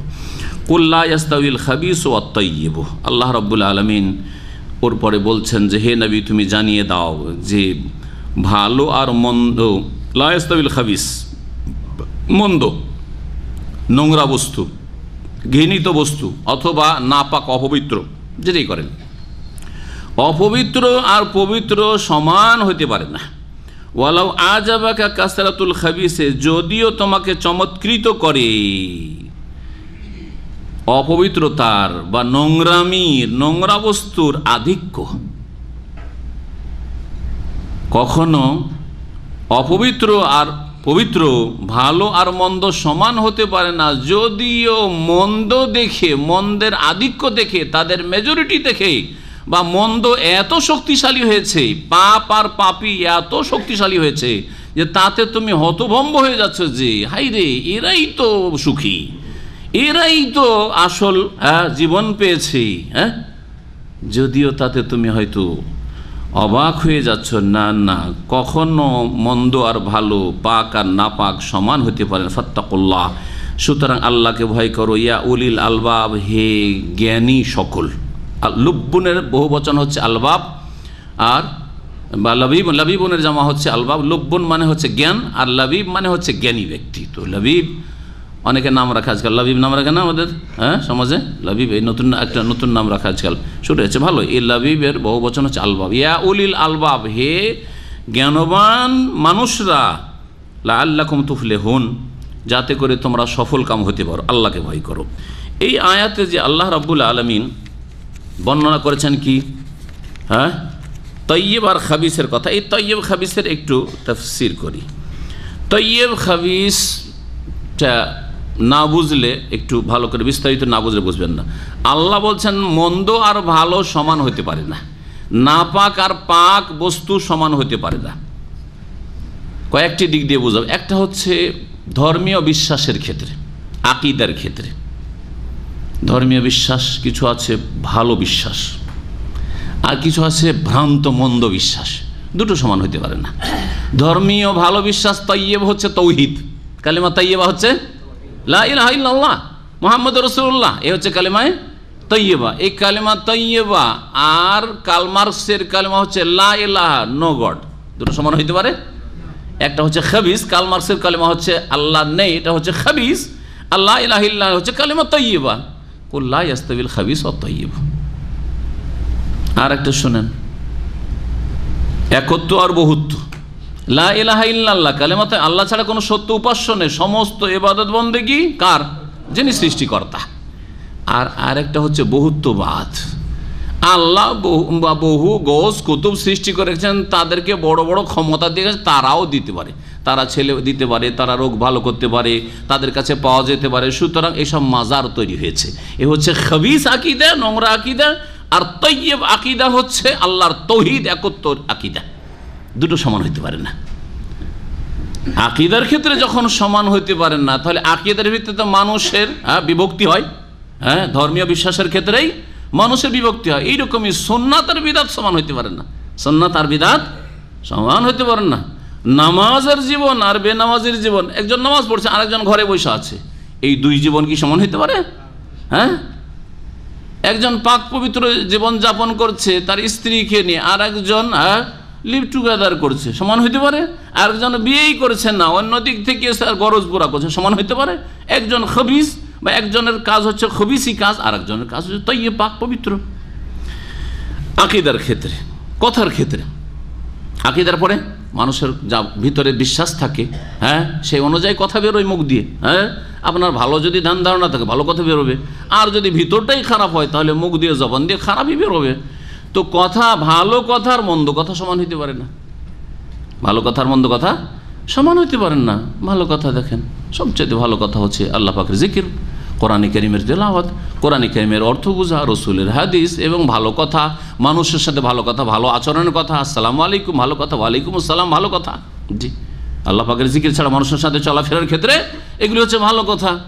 কিন্তু মন্দ কথা, মন্দ কথা এর বিপরীত যেগুলি খারাপ কথা, কথাই কথাই গাল মন্দ, অশ্লীলতা, ফাহিশ কথা, নোংরা ভাষা, কখনো খবিস কথা আর ভালো কথা সমান হইতে পারে না। কথা হইল আমলের ক্ষেত্রে, ভালো কাজ আর মন্দ কাজ সমান হইতে পারেন না, ভালো কাজ আর মন্দ কাজ সমান হইতে পারে না। এইরকমই মানুষের ক্ষেত্রে ভালো মানুষ আর মন্দ মানুষ সমান হইতে পারেন না, ভালো মানুষ আর মন্দ মানুষ সমান হইতে পারে না। একজন ভালো মানুষ আর আরেকজন খারাপ, আকীদায় খারাপ, না হয় এবাদতে গাফিলতির কারণে খারাপ, বেদিন, বেনামাজি, অসৎ, হারাম খায়, হারাম চলে, সমান হইতে পারেন না। তাহলে ব্যক্তির ক্ষেত্রেও ভালো মানুষ আর মন্দ মানুষ সমান হইতে পারে না, কখনো সমান হইতে পারে না। কি নবী সাল্লাল্লাহু আলাইহি সাল্লামের বিবিগণ আর নবী সাল্লাম মেয়ের আর সাহাবী মহিলারা আর আজকালকার পয়সাওয়ালা ঘরের মহিলারা সমান? এরা হচ্ছে খাবিস, খাবিসাত, আল খাবিসাতু লিল খাবিসিন, অসৎ মহিলারা, অসৎ খবিস মহিলারা খবিসদের জন্য, ওয়াত-তাইয়্যিবুনা লিত-তাইয়্যিবাত, আর পাক পবিত্র পুরুষরা পাক পবিত্র মহিলাদের জন্য। ব্যক্তির ক্ষেত্রে এইরকমই, ধন সম্পদের ক্ষেত্রে, ধন সম্পদকে আপনার হালাল রুজি আর একজনের হারাম রুজি সমান হইতে পারে? আপনার চাকরির হালাল পয়সা আর ঘুষের পয়সা সমান হইতে পারে না? সমান হইতে পারে না। জি হ্যাঁ, আপনার হালাল পয়সা দিয়ে আপনার জমি ভিটেমাটি তৈরি করা, বাড়ি ঘর তৈরি করা, আর একজন হারাম পয়সা দিয়ে বাড়ি তৈরি করে, সমান হইতে পারে না? কখনো সমান হইতে পারে না। আপনার ছোট বাড়ি কিন্তু হালাল পয়সা, আর একজনের বিশাল বাড়ি রয়েছে কিন্তু হারাম পয়সার, খবিস এর বাড়ি, সমান হইতে পারে না? কখনো সমান হইতে পারে না। তো আশা করি এই কথা এইরকমই আল্লাহ রাব্বুল আলামিনের বিধান হচ্ছে ইসলামী দণ্ডবিধান, আল্লাহ পাকের বিধান, এগুলো হচ্ছে তাইয়্যিব, আর মানব রুচিত বিধান হচ্ছে খবিস, মানব রুচিত বিধান হচ্ছে খবিস। সমান হতে পারে? আজকাল পৃথিবীতে বা যে কোনো যুগে অধিকাংশ মানুষ ভালো থেকেছে না মন্দ? অধিকাংশ লোক কখনো পৃথিবীতে ভালো হয়েছে না হয়নি? তাহলে খারাপের সংখ্যা বেশি, সব যুগে খারাপের সংখ্যা বেশি আর ভালোর সংখ্যা কম। আল্লাহ বলছে লা ইয়াস্তাউইল খাবিসু ওয়াত-তাইয়্যিব, নোংরা খারাপ আর ভালোরা সমান হতে পারে না। ওয়ালাউ আজাবাকা কাসরাতুল খাবিসে, যদিও মেজরিটি তোমাকে চমৎকৃত করছে, হতভম্ব করছে যে আরে ইলেকশনে মেজরিটি তো জিতে গেছে, আরে সব অসৎ। সুতরাং ইলেকশন দিয়ে কখনো ভালো মানুষ নেতৃত্বে আসতে পারে না। আর তার বাস্তব প্রমাণ আমেরিকার ইলেকশন, বাস্তব প্রমাণ। সবচেয়ে বড় চরিত্রহীন সেই দেশের, হয়তো ওই রকম চরিত্রহীন আছে অনেক আছে, কিন্তু শীর্ষস্থানে চরিত্রহীন যারা, তাদের একজন, সে এখন নেতৃত্ব। তাহলে যারা নেতৃত্বে পাঠাচ্ছে তারা কত খবিসের খবিস, চিন্তা করুন। চিন্তা করুন আপনি, লা ইয়াস্তাবিল খাবিস ওয়াত-তাইয়্যিব, কখনো ভাববেন না যে এত যখন ভোট পেয়েছে তখন সত্যি ওর একটা কোনো দিক আছে, গুণ আছে ইত্যাদি, না না না না, কখনো ধোকা। ওয়ালাউ আজাবাকা কাসরাতুল খাবিস, যদিও তোমাকে দেখে হতভম্ব লাগে, আশ্চর্য লাগে নোংরামি আর নোংরাদের আধিক্য, সংখ্যাধিক্য, তাতে ধোকা খাবে না, প্রতারিত হবে না। মাতাউন কালিল, অল্প দিনের এসব হারাম ভোগবিলাসের জিন্দগি তাদের, সুম্মা মাওয়াহুম জাহান্নাম, তারপরে জাহান্নাম তাদের হচ্ছে বাসস্থান। আল্লাহ পাক রব্বুল আলামিন তারপরে বলছেন ইয়া আইয়ুহাল্লাযীনা আমানু লা তাসআলু আন আশিয়াইন তুবদা লাকুম তাসুকুম, হে ঈমানদারগণ, তোমরা এমন কিছু বিষয়ে জিজ্ঞেস করিও না, ইন তুবদা লাকুম, যে তোমাদের জন্য তা যদি প্রকাশ পায়, মানে তার উত্তর যদি তোমাদের জন্য প্রকাশ করা হয়, জবাব দেয়া হয়, তাহলে তাসুকুম, তোমাদেরকে খারাপ লাগবে।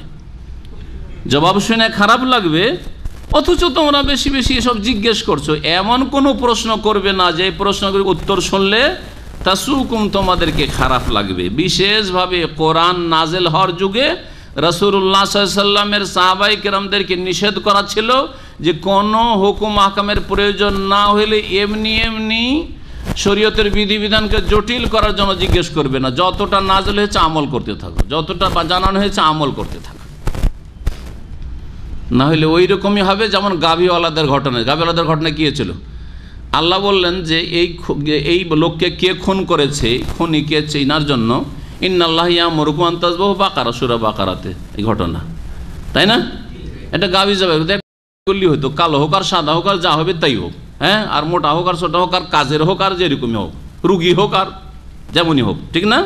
কিন্তু ওরা জিজ্ঞাসা শুরু করলো মালাউনহা, রংটা কেমন হবে, ধরনটা কেমন হবে, কাজ করা হইলে চলবে না একবারে বিনা কাজের হইতে হবে, অল্প বয়সের হইতে হবে, একবারে বাছুর হইতে হবে না বুড়া হইলে চলবে, নে তাহলে লা ফারিজুন ওয়ালা বিকরুন আওয়ানুন বাইনা যাল ফাফালু মা তুমারুন, হ্যাঁ, ইন্নাহা সাফরাও, যাও হলুদ গরু নিয়ে এসো, খুঁজো হলুদ গরু। এখন পর্যন্ত হলুদ গরু দেখিনি আমরা, তাই না? এমন গরু আল্লাহ বলে যাও। তাহলে জিজ্ঞাসার কারণে কঠিন হয়ে গেল না? গেল না? সহিহ বুখারীতে রয়েছে, আর কয়েকটি হাদিস রয়েছে, নবী সাল্লাল্লাহু আলাইহি ওয়াসাল্লাম বললেন ইন্নাল্লাহ কাদ ফারাজা আলাইকুমুল হাজ্জা ফাহুজ্জু, আল্লাহ হজ ফরজ করেছেন, তোমরা হজ করো। আরে হজ করে নাও, হয়ে গেল। এক সাহাবী উঠে দাঁড়িয়ে গেলে, আকরা বিন হাবেস সম্ভবত, বলছে ইয়া রাসূল আফিকুল্লি আমিন ইয়া রাসূলুল্লাহ, প্রতি বছর হজ ফরজ? প্রতি বছর হজ ফরজ নাকি? এইরকম জিজ্ঞাসা করা আপনার জন্য আরো জটিলতা সৃষ্টি করবে। নবী সাল্লাল্লাহু আলাইহি ওয়াসাল্লাম 3 বার তার কথা শোনার পরেও ধৈর্য ধরে থাকলেন, উত্তর দিলেন না, দেখ উপেক্ষা করছেন, যাক জিজ্ঞাসা করে থেকে যাক। তারপরও ছাড়ে না। তৃতীয়বার বলছেন যে লাউকুল তো নাম লা ওয়াজাবাত, আমি যদি হ্যাঁ বলে দিতাম প্রতি বছর করছো বারবার, তাহলে প্রতি বছরে ফরজ হয়ে যেত। ওয়ালা ওয়াজাবাত, আর প্রতি বছর যদি হজ ফরজ হয়ে যেত লামা কুমতুম বিহা, তাহলে তোমাদের ক্ষমতা ছিল না হজ করার, যে প্রতি বছর হজ করো, ঠিক কিনা? তাহলে আল্লাহ বলছেন হজ করো, হজ করে চলে এসো, হয়ে গেল, চুপচাপ থাকো যে একটা হজ করেছি। এত জিজ্ঞাসা কিসের? হ্যাঁ, না বলে আল হাজ্জু মারা, আল্লাহ রহম করেছেন হজ জীবনে একবার ফরজ। তো বলছেন যে এমন কিছু জিজ্ঞেস করিও না যে ইন তুবদা লাকুম, তার উত্তর প্রকাশ হলে তোমাদেরকে খারাপ লাগবে। ওয়াইন তাসআলু আনহা হিনা ইউনাজ্জালুল কোরআন, আর যদি এই ব্যাপারে জিজ্ঞেস করো, এসব বিষয়ে জিজ্ঞেস করো যখন কোরআন নাযিল হচ্ছে ওই জামানায়, তুবদা লাকুম, তাহলে তোমাদের জন্য প্রকাশে উত্তর চলে আসবে, ওহী আকাশ থেকে চলে আসবে। আফাল্লাহু আনহা, আল্লাহ তোমাদেরকে মাফ করেছেন সেসব থেকে, আল্লাহ ছেড়ে রেখেছেন। কেন তোমরা চাইছো যে আরো মুশকিল হোক? আল্লাহু গফুরুন হালিম, আল্লাহ পাক রব্বুল বড় মার্জনাকারী আর বড়ই ধৈর্যশীল। কাদ সাআলা কওমুম মিন ক্বাবলিকুম, তোমাদের পূর্বে এক জাতি, এক সম্প্রদায়, মানে কিছু লোকেরা জিজ্ঞাসাবাদ বেশি করেছে। জিজ্ঞাসা করেছো তো আমল করো, জিজ্ঞাসা করেছো তো আমল করো। সুম্মা আসবাহু বিহা কাফির, কিন্তু তারপরে তারা সেগুলিকে অমান্য করেছে। মাসলা জেনে নিয়ে আবার অমান্য করা, জানলেন তারপরে অমান্য করছেন। হ্যাঁ, তবে হ্যাঁ, আপনার যখন শরীয়তি সমস্যা এসছে তখন অবশ্যই জানতে হবে, কোন প্রশ্ন জানতে হবে না, উত্তর জিজ্ঞেস করতে হবে না, আর কোনগুলো জিজ্ঞেস করতে হবে এটা আমি বলবো। আয়াত শেষ করি, এখানেই আজকের আলোচনা শেষ করছি, কারণ এরপরে যে আয়াতগুলি আসবে সেগুলিতে অন্য বিষয় শুরু হবে, সুতরাং ওই সম্পর্কে আবার কথা বলতে হবে লম্বা। সেটা যদি শুরু করি তো যথেষ্ট টাইমও লাগবে, আর আমাদের কাছে বেশি টাইম নাই। এই আয়াতেরই তাফসীর করি, কোন ধরনের জিজ্ঞাসা করতে পারবেন আর পারবেন না। প্রথম পারবেন না বলে দিই, বাকিগুলো পারবেন। এমন জিজ্ঞাসা করবেন না যেই জিজ্ঞাসায় আপনি নিজেই লজ্জিত হন বা আপনি অপমানিত হন। রাসূলুল্লাহ সাল্লাল্লাহু আলাইহি সাল্লামকে এইরকম সাহাবীরা জিজ্ঞাসা করেছিল কেউ। নবী সাল্লাল্লাহু আলাইহি সাল্লাম বললেন যে তোমরা যা কিছু জিজ্ঞেস করবে তার উত্তর আমি তোমাদেরকে দেব। একজন লোক তার বাপ তুলে কেউ গালটাল দিয়েছিল বা কেউ করেছিল, তো সে জিজ্ঞাসা মান আবি ইয়া রাসূলুল্লাহ, আমার বাপকে বলেন তো। এখন কেউ যদি জিজ্ঞেস করে ওহী নাজিলের যুগে আমার বাপ কি, আর আসলে যদি সেটা বৈধ বাপ না হয়, তো ওহীতে তো সত্য কথা বলে দেওয়া হয় যে তোমার বাপ এটা না, তোমার বাপ তোমার মা আর কারো কাছে থেকে নিয়ে এসছে, হবে না? হবে না? তা আপনি অপমানিত হবেন না? এই ধরনের প্রশ্ন নিষেধ। জি, এক। 2 নম্বর, আরেকজন লোক জিজ্ঞেস করছে ইয়া রাসূলুল্লাহ আইনা আবি, আমার বাপ মারা গেছে, আমার বাপ কোথায় আছে, জান্নাতে না জাহান্নামে? এরকম প্রশ্ন করলে ভালো লাগবে কি উত্তরটা? উত্তর যদি বিপরীত হয়ে যায়। তো নবী সাল্লাল্লাহু আলাইহি ওয়াসাল্লাম যখন জিজ্ঞাসা করেছে ওই ব্যক্তি, তো নবী সাল্লাল্লাহু আলাইহি ওয়াসাল্লাম জবাবও দিয়েছেন যে আবু কাফির কুফরের অবস্থায় যেহেতু মারা গেছে, আবু কাফির নার, তোমার বাপ জাহান্নামে। চেহারা মলিন হয়ে গেছে, কালো হয়ে গেছে। সুবহানাল্লাহ, বাপ জাহান্নামে জ্বলছে। গায়েবের কথা ওহী নাযিল হয়েছে, রাসূলুল্লাহ বলে দিলেন ওমা ইয়ানতিকু আনিল হাওয়া, খেয়াল খুশি বলেন না, ইন হুয়া ইল্লা ওয়াহয়ুন, ওহী দিয়ে কথা বলেছেন রাসূলুল্লাহ। সত্য কথা যে তোমার বাপ জাহান্নামে। মনটা তার খারাপ। হ্যাঁ, ওই দেখে রাসূলুল্লাহ সাল্লাল্লাহু আলাইহি ওয়াসাল্লাম বলছেন যে দেখো তুমি ধৈর্য ধরো, ইন্না আবি ওয়া আবাকা ফিন্নার, তোমার বাপও জাহান্নামে আমার বাপও জাহান্নামে। কারণ উভয়ে কুফরি শিরকের অবস্থায় মারা গেছে। মনটায় শান্তি হলে যাক, আমার বাপও জাহান্নামে কুফর অবস্থায় গেছে, রাসূলের বাপও যে কুফরের অবস্থায় গেছে জাহান্নামে। হাদিস। তাহলে আমাদের দেশের বিদাতিরা মনে করে যে রাসূলের বাপকে জান্নাতে ঢুকিয়ে দেবো। আমি ঢুকতে পারি আর না পারি, ঠিক না? আমি যেখানে থাকি নবীর বাপকে জান্নাতে পৌঁছাইতে হবে, নবীর মাকে জান্নাতে পৌঁছাইতে হবে। যদি না পৌঁছে, কে বলে যে না নবীর বাপ মা জান্নাতে যাবে না, তাহলে সে মুসলিম না, ওহাবি সে, ঠিক না? এটা হলো বিদাতিদের মন মানসিকতা, জাহেল মূর্খ। খুদ রাসূলুল্লাহ সাল্লাল্লাহু আলাইহি ওয়াসাল্লাম বলছেন এই কথা। জি হ্যাঁ। আর শরীয়তে একটা দাঁড়িপাল্লা আছে, সেই দাঁড়িপাল্লাতে আপনাকে ওজনে আসতে হবে। তৌহিদের অবস্থায়, ঈমানের অবস্থায় মারা গেলে জান্নাত। আর কেউ যদি শিরকের অবস্থায় মারা যায়, সে ইব্রাহিমের বাপও আজর জাহান্নাম। এটাও কি অস্বীকার করবেন? আরে রাসূলুল্লাহ খলিলুল্লাহ আর ইব্রাহিমও খলিলুল্লাহ, দুটাই তো আল্লাহর অন্তরঙ্গ, দুই খলিল। হ্যাঁ, তো আপনি শেষ নবীর বাপকে নিয়ে এত বাড়াবাড়ি করছেন, তো ইব্রাহিম নবীর বাপকে নিয়ে কি করবেন আপনি? কোরআনে আছে। হ্যাঁ, বলেন তো দেখি। শরীয়তে দাঁড়িপাল্লা আছে। হ্যাঁ, জান্নাত পাওয়ার জন্য ঈমান লাগবে, তৌহিদ লাগবে, আর নেক আমল লাগবে। জি হ্যাঁ। নবী সাল্লাল্লাহু আলাইহি ওয়াসাল্লাম সহিহ মুসলিমের হাদিস, কোথায় নিয়ে যাবেন? মায়ের কবর আবুয়া, মদিনা থেকে যাচ্ছেন মক্কার দিকে। ছোটকালে মা মারা গেছে, ওখানে পথে নবী সাল্লাল্লাহু সাথেও ছিলেন। তারপরে মা মারা গেল, ওখানে দাফন হয়ে গেল। তো আল্লাহর কাছে অনুমতি চাইলেন, আল্লাহ গো মায়ের কবরটা আমি একটু দেখবো, জিয়ারা করব, শুধু দেখবো। ফাওজেন আলী, দেখার অনুমতি। ঠিক আছে, তোমার মায়ের কবর দেখতে পারো। জিয়ারত মানে দোয়া করা না, জিয়ারত মানে কি? ভিজিট। জিয়ারা মানে সাক্ষাৎ করা। এই যে আজকাল ভিজিট ভিসাতে আপনারা অনেকে ফ্যামিলি নিয়ে আসছেন, তো এটাকে আরবিতে কি বলছেন? জিয়ারা। মানে সৌদি আরবে দোয়া করতে এসছেন নাকি?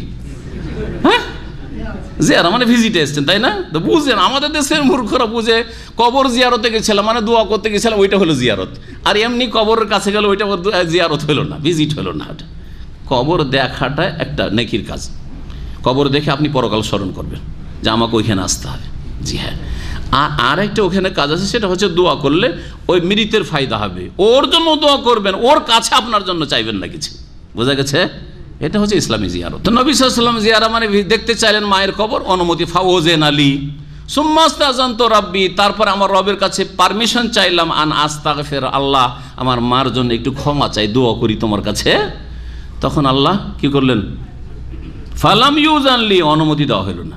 ফালাম ইউজানলি, অনুমতি দেওয়া হইল না। জি, আবু তালেবের যেন দোয়া করতে চেয়েছেন, সূরা তাওবাতে রয়েছে। আল্লাহ কঠোরভাবে নিষেধ করেছেন না করেননি? হ্যাঁ, আব্দুল্লাহ বিন উবাইয়ের জন্য হ্যাঁ নিষেধ করেছেন না করেননি? মা কানা লিন নবী ওয়াল্লাযিনা আমানু আন ইস্তাগফিরুল মুশরিকিন, নবীর জন্য আর মুমিন মুসলিমদের জন্য জায়েজই নয়, উচিত নয় যে কাফের মুশরিকের জন্য, যে কুফর অবস্থায় মারা গেছে, শিরকের অবস্থায় মারা গেছে, তার জন্য ইস্তিগফার আল্লাহর কাছে ক্ষমা চাইবে। মিন বাদে মা তাবায়্যানা লাহুল হুদা আন্নাহুম আসহাবুল জাহিম। এমন জিজ্ঞাসা, যেই জিজ্ঞাসার কারণে কঠোরতা চাপতে পারে। ওহির যুগে এইরকম প্রশ্ন নিষেধ ছিল। আপনার কারণে কঠোর হবে। মাসলা হাদিসে আছে যে সবচেয়ে বড় অপরাধী, সহিহ বুখারীতে আছে, ইন্না আযামান নাসি জুরমান, সবচেয়ে বড় অপরাধী ওই ব্যক্তি যে যেই লোকের জিজ্ঞাসার কারণে কঠিন করে দেওয়া হলো, জটিল করে দেওয়া হলো, কোনো কিছু হারাম ছিল না তার কারণে হারাম করে দেওয়া হলো, অপরাধ করলো, অনেকের জন্য কষ্টের কারণ হইল। ওহির যুগের কথা বলছি। এইরকমই কোন প্রশ্ন করবেন না আজকাল নবী সাল্লাল্লাহু আলাইহি ওয়াসাল্লামের পরে কোনো আলেমকে বা কাউকে জিজ্ঞেস করবেন না যেটা অনার্থক প্রশ্ন। মুসার মায়ের নাম কি, বাপের নাম কি? হ্যাঁ, মুসারা কয় ভাই বোন ছিল? ফায়দা আছে নাকি? আছে? ফায়দা আছে? কোনো ফায়দা নেই। হ্যাঁ, অমুক নবী ইউসুফ নবীর কবর কোনখানে আছে? মুসা নবীর কবর কোথায় আছে? হ্যাঁ, ইত্যাদি ইত্যাদি ফালতু প্রশ্ন, এগুলো অনর্থক প্রশ্ন। এই জন্য আমি খুব সংক্ষেপে বলি, প্রশ্ন করবেন কেমন? আপনার ধর্মীয় বিশ্বাস আকীদার সাথে সম্পর্কিত প্রশ্ন, অথবা আপনার ইবাদত বন্দেগীর সাথে প্রশ্ন জড়িত, অথবা আপনার আখলাকিয়াত, ক্যারেক্টার বা হালাল হারামের সাথে মুআমালাত আদান প্রদানের সাথে জড়িত প্রশ্ন। এই 3 রকমের প্রশ্ন করবেন। এছাড়া কিচ্ছা কাহিনীর প্রশ্ন, হ্যাঁ, যে নূহ আলাইহিস সালামের যুগ কত বছর আগে ছিল, হ্যাঁ, ইব্রাহিম খলিলুল্লাহ কত বছর আগে ছিল, ইত্যাদি ইত্যাদি। হ্যাঁ, অমুক কোথায় মারা গেছেন, অমুকের কবর কোথায় আছে, কোনো প্রয়োজন নেই এইসব। জি, এইগুলি হচ্ছে অনার্থক অসার প্রশ্ন, লাগো ফালতু, এগুলি নিষেধ করা হয়েছে। এইরকমই নিষেধ করা হয়েছে আর একটা দিক বলে শেষ করে দিই, সেটা হচ্ছে যেটা ঘটেনি প্রশ্ন করা, যেটাকে আরবিতে বলা হয় ফার্জি প্রশ্ন। ফার্জি, ফরজ করেন, ধরে নেন। আর ইংরেজিতে বলে সাপোজ, বুঝেন তো? বাংলা কি বলবেন বাংলা ভাষীরা? ধরে নেন, এর ছাড়া কিছু নেই না। তো অনেক সময় পুঁজি পাওয়া যায় না, আরবিতে আছে আসএলা ফারজিয়া, ধরে নেন এরকম। হ্যাঁ, সাপোজ যদি এরকম হয়, সাপোজ এরকম হয়, এসে জিজ্ঞেস করছে একটা লোকের কিছু হয়নি, শেখ ধরে নেন আমার স্ত্রীর কাছে একটা লোককে দেখছি, আমি করব কি? জায়েজ প্রশ্ন না, মোটেই না। আর এইরকমই এক সাহাবী প্রশ্ন করেছিল, লেআনের আজকের রাত্রে আলোচনায় আসবে। এক লোক এসে দিনের বেলা জিজ্ঞাসা, ইয়া রাসূলুল্লাহ আর আইতে, আচ্ছা বলেন তো, যদি কোনো মানুষ তার স্ত্রীর কাছে কোনো পুরুষ, অপর পুরুষ, আজনবী বেগানাকে পায় তো করবে এটা কি, খুন করা যায় কি না? আর যদি খুন না করে তো ও তো বাঁচতে পারবে না, টেনশনে কি করবে? যদি দেখে থেমে যায় তো সাক্ষী খুঁজে পড়বে চারটা নাকি? এইরকম জিজ্ঞাসা করা শুরু করলো। বাড়ি গিয়েছে আর দেখে যা জিজ্ঞাসা তাই হয়েছে, বালা মুসিবত চলে আসছে, বুঝলেন না? খবরদার এরকম প্রশ্ন করতে। এই জন্য ফার্জি প্রশ্ন, যদি এরকম হয় তো কী হবে, যদি এরকম হয় তো কী হবে। কারো বাড়িতে তালাক হয়নি, এমনি জিজ্ঞাসা করছে যে শাহেখ যদি একসাথে কেউ যদি 3 তালাক দেয় তো কী হবে? আরে ভাই 3 তালাক দিয়েছেন, কার তালাক? তো বলছে যদি হয়, মানে যদি না, আমি সাথে সাথে শাসন করি, যদি ফদি চলবে না, হয়েছে নাকি কার? আপনার? বলছেন আর একজনে, বলছে ও কি বলবে না, আপনি কেন ওর ওকালতি করছেন, ওকে আসতে দেন। যাই হোক, কথা লম্বা হয়ে যাচ্ছে, এখানে শেষ করছি। ওয়া সাল্লাল্লাহু আলা সাল্লাম নবিয়ানা মুহাম্মদ ওয়া আলা আলিহি ওয়া সাহবিহি আজমাইন।